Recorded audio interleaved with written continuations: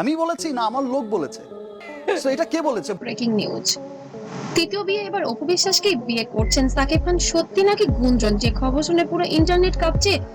ভাই আমরা শুনেছি, তো একজনের কাছ থেকে দুজন দুজন এই বিষয়টা কিন্তু তৃতীয় বিয়ে করতে যাচ্ছেন ঢালিউড কিং সাকিব খান, আর সেই ফোনে নাকি আর কেউ নেই, আমাদের ঢালিউড কুইন অপু বিশ্বাস। কিন্তু এটা কি সত্যি নাকি আবারও নতুন কোনো বিয়ে করতে চায় না রেভেন, কারণ আমি কাউকে ইন্ডিকেট করে বলেছি বিবাহিত ছেলে। নাটক শেষ পর্যন্ত দেখুন, কারণ আসল সত্য আপনাকে চমকে দেবে। বাংলা চলচ্চিত্রের সবচেয়ে আলোচিত সম্পর্ক সাকিব খান এবং অপু বিশ্বাস, তাদের গল্প মানে আমি তো সেকেন্ড ছেড়ে দিয়েছি, এখন তুমি সেকেন্ড হ্যান্ডে নাচো।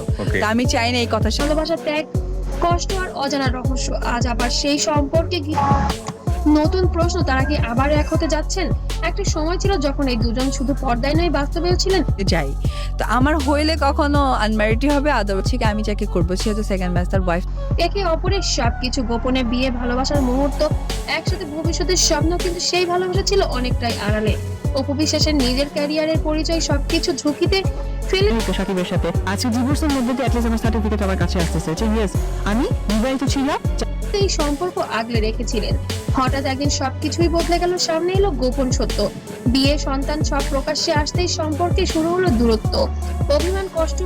ডিভোর্সি সেকেন্ড আমার সাথে সাকিবের যে আজও বৈবাহিক সম্পর্ক আছে সেটা আমাদের সন্তান। অভিযোগ সব মিলিয়ে তারা আলাদা হয়ে যান। অপু বিশ্বাসের চোখে জল, সাকিব খানের নীরবতা, এই গল্পটা তখন যেন অসম্পূর্ণই থেকে যায়। তাদের থাকতে পারে, তার বাচ্চা থাকতে পারে, সে তো আমার আপন হতে পারবে না। লাইফে তো আমাকেও বাঁচতে হবে। ছেলে আব্রাহাম খান জয় এই সম্পর্কের সবচেয়ে বড় বন্ধন। অনেক সময় দেখা গেছে বাবা মা আলাদা হলেও সন্তানের জন্য তারা কাছাকাছি আসেন। অপু বিশ্বাস বারবার বলেছেন, আমার ছেলের জন্য আমি সব করতে পারি। এক্সপেকটেশন এটা রাখা যাবে না, সেটা তোমার সন্তান পড়বে। তাহলে কি এবার সেই কারণে তৃতীয় বিয়ের সিদ্ধান্ত?